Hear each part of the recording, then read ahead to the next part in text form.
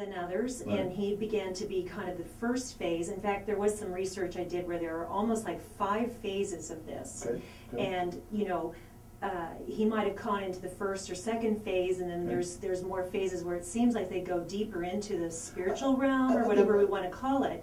I think from a pastoral spiritual standpoint of view, the purpose, the depth of which God allows you to see depends upon the purpose in which God has for that person, and i.e., if that person returns, what is God intended to accomplish or reveal or show or reassure to the person.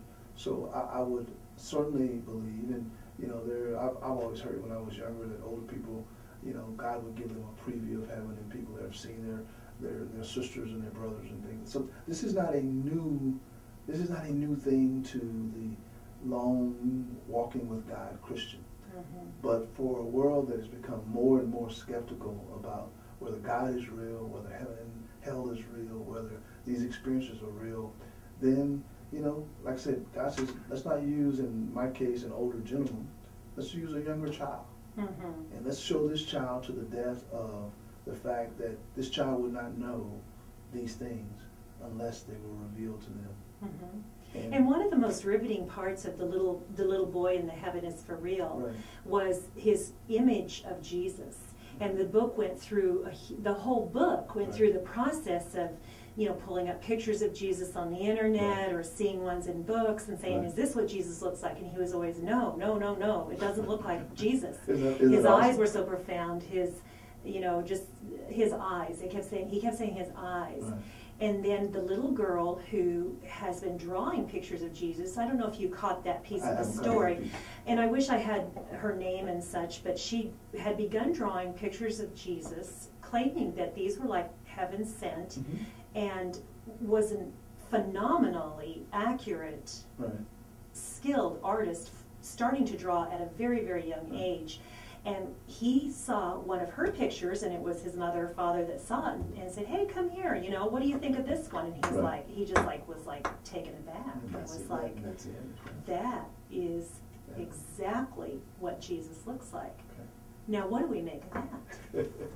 The little girl who is feeling inspired to draw these pictures, and the little boy, no relation. But Joan, again, when the Bible describes heaven, it describes it using humanistic terms in a humanistic way, so we can understand. And so we can be able to comprehend. The Bible talks about the streets are paved with gold, and it talks about the different types of materials that's used to, you know, to be able to describe the awesomeness of heaven and what heaven will be like. And in a literal way, I think God is trying to say, hey, this is going to be something that is going to be special. It's going to be something that I can give you for John and Revelations. Write these things down so people will know that heaven is real. And for this little girl and for this little boy to say, hey, draw this picture, give them an image, you draw the picture, and then you come along and you confirm that, hey, that's the image I saw. So they may be inspired in their own way, just like we would feel, or at least my personal belief is that the people who did write the Bible were God-inspired. Is that a belief also with you? Absolutely. Without a doubt.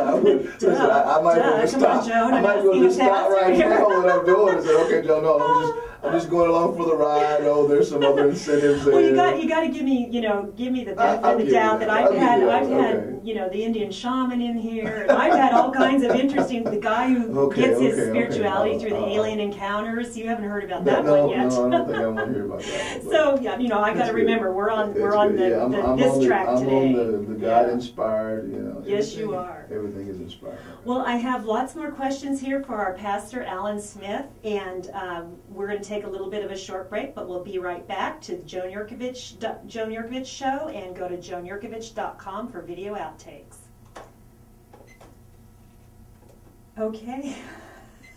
It's kind of funny. I felt like dyslexic all of a sudden, because this guy who's so into the whole spirituality, very Christian in his own way, but he has, and you have to go to joanjerkovich.com and watch that interview. Really? What's his name? Called Alien Encounters. His name's Herman. He called me 2 days ago and said, when am I coming back? And I really do treat all of my guests respectfully. I'm here to hear, your opinions. That's why I invited you and all of that. Just same with him. He is not alone in his beliefs. There are huge followings with this planet Nibiru and planet X and the collision with Earth. And then the amazing thing about that, it doesn't surprise me, because internally there is this yearning desire to follow something. And if somebody can, the Bible often cautions about false teachings, false prophets, and those things. So if somebody can come along and offer me a sense of hope or a sense of filling a void that I have, and if you're able to articulate it in a way and you're able to present it in a way that really, really catches my physical fancy, then all of a sudden I'm hooked, because the reality is there's a void. And somebody has come for searching. Exactly. And someone has come along and presented something that maybe it's not what I grew up with, maybe it's not something I even thought about, but in one sense it kind of makes sense to me. And not human sense, not saying it's spiritual sense, but it's my own human wisdom, it's my own whatever. And so consequently, people gravitate to things because there's a need, because there's a void. And there are people who are very good at articulating beliefs, things, taking little tidbits out of a Bible or tidbits out of some experience they had, and making that all of a sudden, elevating that to some divine level that says, oh, yeah, this had to be something more than just this earthly occurrence. This had to be something that was inspired by some divine being, and based upon that, it was a sign to me, and this sign I'm sharing with others who have the same needs and same things, looking for the same thing I'm looking for, and we can agree upon that. And yeah, we do, and all of a sudden we find a whole group of people that are just kind of flocking toward this whole new belief that's come out of this experience that had to be from God, because we're not talking about the picture of Jesus on the grilled cheese sandwich that sold on eBay some years back, right? I'm dying to get one of those. I think they sold that thing for thousands of dollars. But they were taking every time I make a grilled cheese, I'm looking for Jesus. I don't know what to say. They were taking advantage of a void, a need, a yearning. Right. Well, they thought they saw it. Maybe, I don't know. Either that or they were opportunists. Let's get back to the radio. This is good stuff. We should be on the show. No, we should not. You don't want to talk about this? Cut all that. If you record any of that, just cut it. Well, you haven't said anything. It's what I say. You don't have to own anything I say. I'm not owning anything. You're so straight and narrow. I couldn't turn you bad if I tried. I'm sorry, I shouldn't say that to a pastor. Is that like a sin I have to confess? Yeah, let's confess now. I think the Lord says we all have sinned. Okay. Let's get back to something that you want to talk about here. Let's see. I have been distracted here. Okay, you have been distracted, but I'm going to tell him to go on the web and listen. So, okay, Cerise, we're ready for 8 minutes, right? Thank you. We're back with Pastor Alan Smith, and I'm here with a big old smile on my face, and you have to go to the JoanJerkovich.com website, watch the video outtakes. He's trying to get me to edit it out. That's all I need to say. And I said I couldn't turn you bad, Pastor, if I tried. So don't take any of my silliness as anything that is going to get you in trouble. We had a little chat about the grilled cheese sandwich with a picture of Jesus that sold on eBay some years ago. So anyway, go to the video outtakes, kind of little fun we're having. So let me go back to the near-death experiences. Do you think that these things coming up with people prove there is life after death? Or is that just your belief anyway? No, I think they confirm what I believe, and many in my position believe, that there is life after death. There's an old saying that says, I'd rather live as if there is life after death and then wake up and find out that there is and I missed it.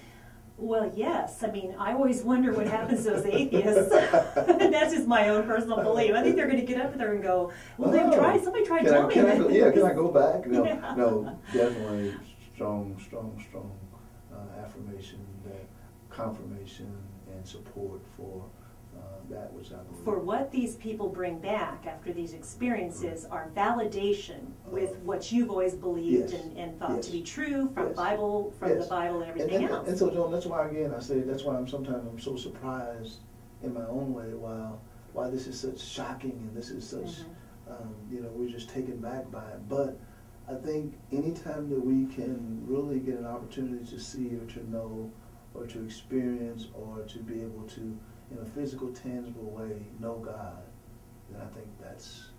Okay, I'll tell you why I think people find it shocking. Okay, sure. Because you have the believers like yourself, and then you have this group of people I'll call scientists and intellectuals who want to make it all out to be brain chemistry, which we know in a near-death experience the oxygen might diminish to the brain and cause, you know, different physiological, biological changes. And, you know, there's a lot of research by doctors and the medical community on near-death who will say that's all it is. Yes. So what do you say to that? So you got these postmodern, modern people who want to humanistically explain everything. And the idea of saying that, no, this is something that is divine, I believe it by faith, I don't necessarily understand it, I don't necessarily have a human logical way to reason it out, then that they don't want to accept it. No, the idea is we can explain everything, there's some root cause of this other than accepting your belief of this is God and this is of God, and man doesn't have anything to do with that. So yeah, humanistically, I recognize that we want to be able to try and explain everything. We want to be able to try to say that, okay, there had to be some logical reason for that, and it's going to be scientifically proved, but God does say that there are things that my ways are not your ways, and my thoughts are not your thoughts. Trusting and walking with God is by faith, and it's not by human understanding. So with what you just said there, even if there is actual scientific proof, your response to the scientific proof that disproves this, let's say, for example, and says it's just brain chemistry, is going to be God is saying, I have my way, I have... But even in the scientific... I was thinking maybe you were just going to be out of a job. No, that's all right. I'm sure God will find it. We disprove all this stuff, you're out. Even the mind of man is from the power of God.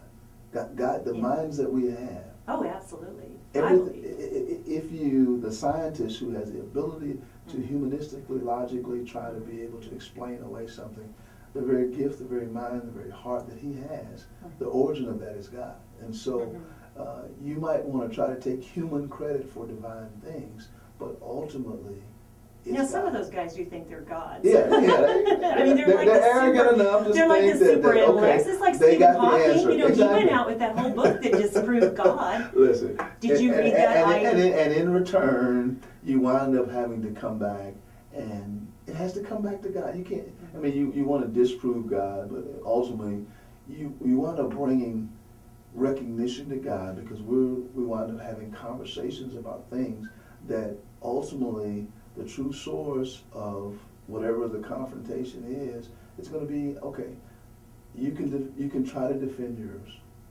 but I know that I can defend and support God and what God has done because his track record is consistent, his track record is, you know, unblemished, and consequently, I'll take my chances with God, and you take your chances with whatever your new scientific theory is, because it's one thing today and it's going to be something else tomorrow.